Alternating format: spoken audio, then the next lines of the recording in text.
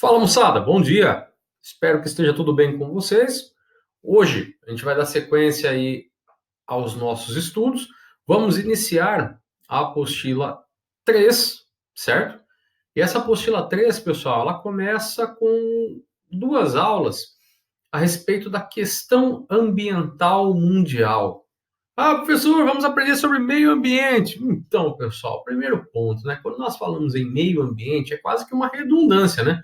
Porque meio é o espaço onde nós vivemos e nos desenvolvemos. A mesma coisa se tratando de ambiente. Por isso que é muito comum não utilizarmos aí essa nomenclatura meio ambiente para não cair aí numa certa redundância, certo?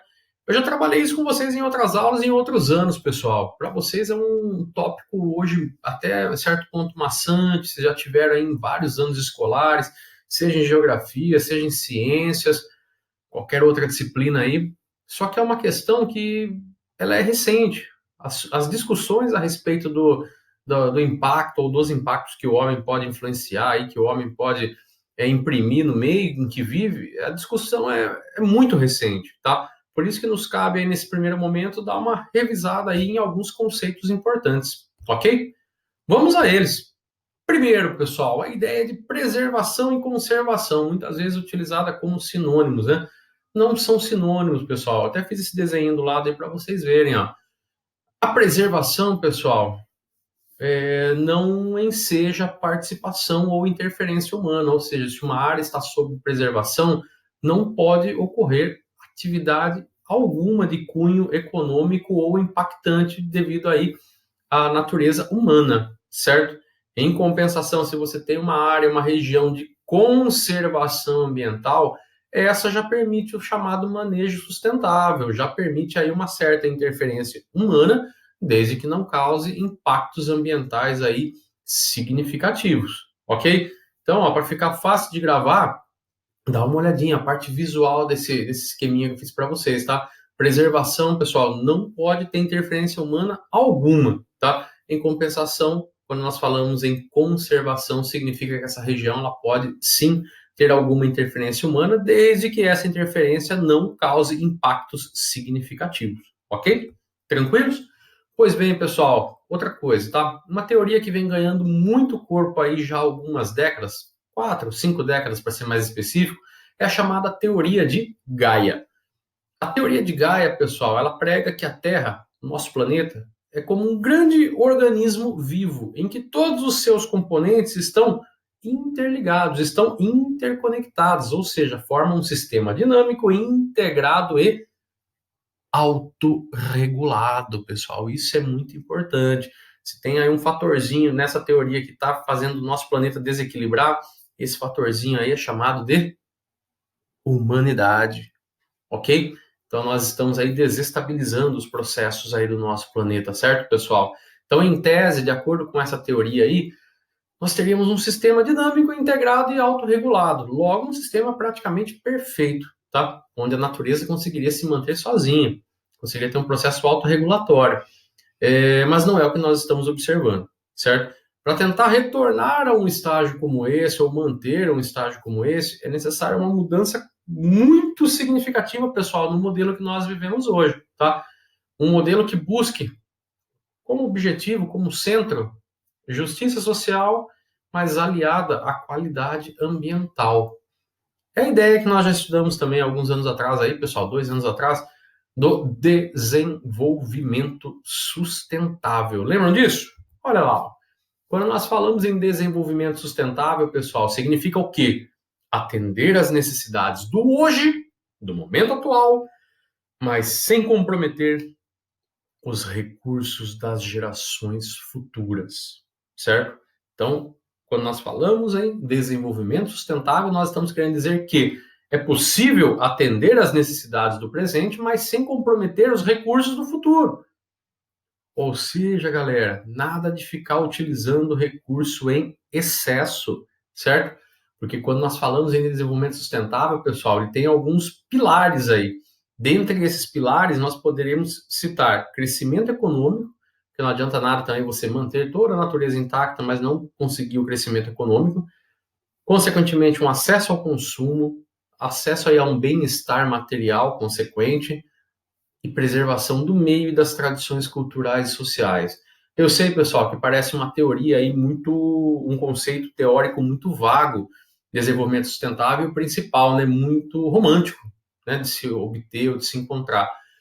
Mas nós teremos que rever o nosso modelo atual, né? Porque nós temos um modelo hoje de produção e de consumo que, infelizmente, não é nem um pouquinho sustentável.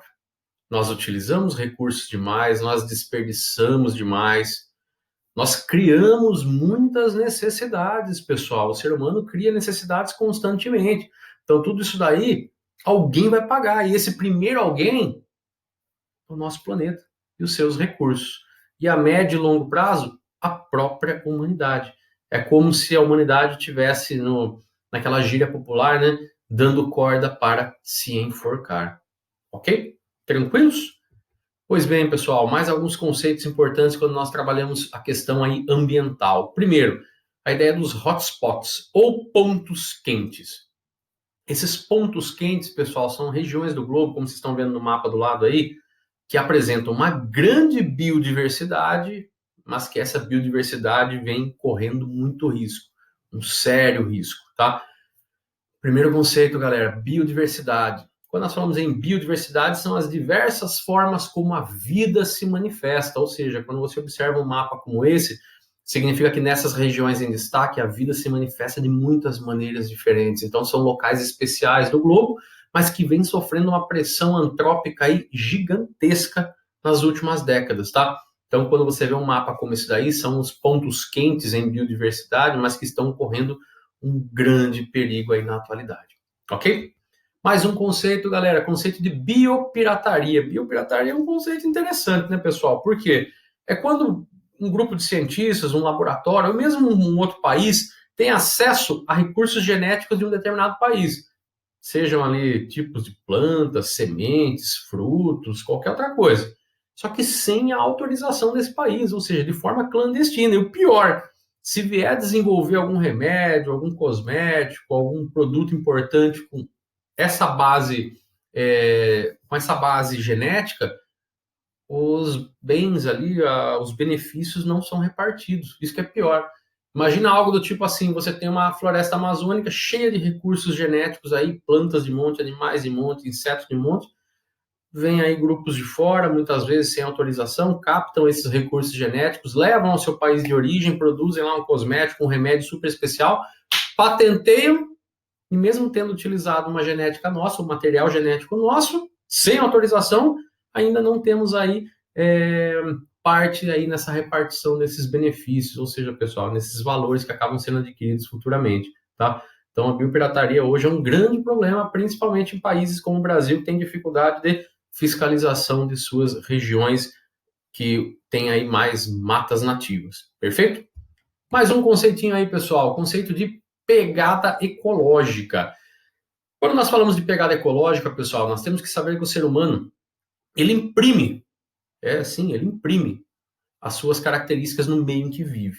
Só que essa impressão, ela vem por meio de uma pressão, ou seja, as atividades humanas exercem uma pressão sobre o meio, tá? E o que vai tentar medir um pouquinho aí essa pressão humana das suas atividades e os recursos do planeta é esse conceito aí chamado de pegada ecológica. Nas próximas aulas a gente vai falar um pouquinho de pegada hídrica, vocês vão ver um pouquinho como é que funciona na prática isso, ok?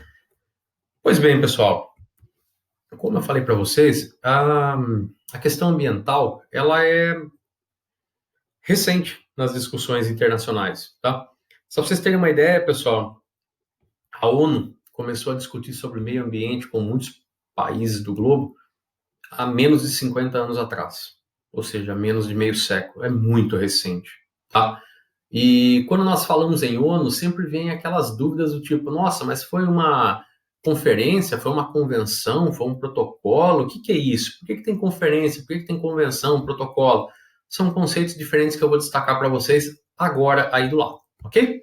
Primeiro, conferência, pessoal. Conferência é quando você tem debates internacionais, reunindo autoridades aí de determinados assuntos num determinado local, num hotel, por exemplo, num centro de eventos, né? Então você tem aí as chamadas autoridades competentes, pessoas que conhecem do assunto. Vamos supor que elas resolvem fazer essa reunião, essa conferência, chegam a algumas conclusões e transcrevem um documento assinado por todos. Esse documento é chamada convenção, ou seja, mais do que um documento, né? Uma aprovação desses documentos mediante a participação de todos que estavam na conferência. Então, todos chegaram a alguns consensos, colocaram no papel e todos assinaram. Tipo, ó, discutimos a respeito de tal ponto, chegamos a essa conclusão e estamos todos acordados.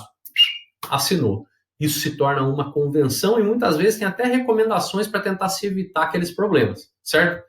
Quando essa convenção, esse documento acaba retornando para os países que participaram, ao ponto dessas diretrizes aí, pessoal, serem aprovadas pelos congressos, né, deputados, senadores desses países e se tornar lei, essa convenção, pessoal, ela já passa de um estágio de convenção para um protocolo. Só que detalhe, pessoal, para ser um protocolo, pelo menos mais da metade dos países que assinaram a convenção, o documento, mais de 50% tem que levar para os seus respectivos países, aprovar e isso aí virar lei interna, certo? Se mais da metade leva de volta para os seus países, vê que aquele conteúdo realmente tem significado e isso torna-se força de lei, isso significa que a convenção ela teve ali um sucesso, né? E se tornou o que nós chamamos aí de protocolo. Como eu falei para vocês, pessoal, a questão ambiental na ONU é muito recente, começou lá em 72, ali na Conferência de Estocolmo. Foi a primeira sobre meio ambiente no nosso planeta, pessoal. Agora vamos pensar no estágio. Pós-Segunda Guerra, Guerra Fria, nós tínhamos aí praticamente aquela questão dos recursos, será que são renováveis, será que não são? A questão do petróleo estava sendo muito utilizado. Nós tínhamos aí os países subdesenvolvidos crescendo absurdamente a sua população, os neomalthusianistas ali em cima a respeito disso, certo? Pela primeira vez, pessoal, se ouve falar do conceito de desenvolvimento sustentável no ano de 1972, 48 anos atrás, pessoal. É muito recente. Outra data para vocês lembrarem, 1987, Protocolo de Montreal, pessoal. Olha aí a palavrinha, ó, protocolo. Significa que teve uma conferência lá em Montreal, os participantes assinaram um documento chamado Convenção, cada um levou para o seu país e pelo menos mais da metade adotou aí aquelas diretrizes, tá? O Protocolo de Montreal, pessoal, foi o primeiro a versar aí, falar um pouquinho sobre a camada de ozônio e o principal, reduzir a emissão dos chamados gases CFC, clorofluorcarbonos, né? Muito comum aí em geladeiras, ar-condicionado, né? Desodorantes, entre outros aí. 1992, pessoal, a Rio 92 ou Eco 92. Pela primeira vez, nós temos aí quase 200 países reunidos, pessoal, numa conferência, foi aqui no Brasil, como estão vendo. Pela primeira vez se falou das responsabilidades, tanto de países ricos do norte, quanto países pobres do sul. Ou seja, que o meio ambiente era um problema de todos. E por ser um problema de todos, todos teriam responsabilidade para resolver isso. Cada um dentro das suas necessidades, dentro do seu poder, digamos assim. É aí que fica estipulada a chamada Agenda 21, né, pessoal? Que são as metas e diretrizes aí para o século 21, para o novo milênio. Pela primeira vez se fala disso também, né? De países seguirem o mesmo cronograma, certo? 1997, pessoal, Protocolo de Kyoto, novamente a palavrinha mágica, protocolo. Feita uma conferência no Japão, isso resultou numa convenção, que foi aquele documento que foi levado para os países, onde seus congressos, respectivos congressos, assinaram e resolveram realmente transformar em força de lei. Por isso que o Protocolo de Kyoto teve uma força significativa. O Protocolo de Kyoto, pessoal, ele versava sobre o quê? Redução da emissão de gases responsáveis pelo efeito estufa, ou seja, no final da década de 90 já se falava sobre um aquecimento anormal do nosso planeta, certo? Só fica aí um probleminha, pessoal. O Protocolo de Kyoto não foi assinado pelos norte-americanos, né? Um dos países que mais emitem gases aí, que mais contribuem para o efeito estufa. E mais uma data, 2015, pessoal, a COP21. Lá em Paris, 195 países resolveram fechar um acordo aí a respeito do clima, também com novas diretrizes aí para as próximas décadas, ok? Tranquilos por enquanto?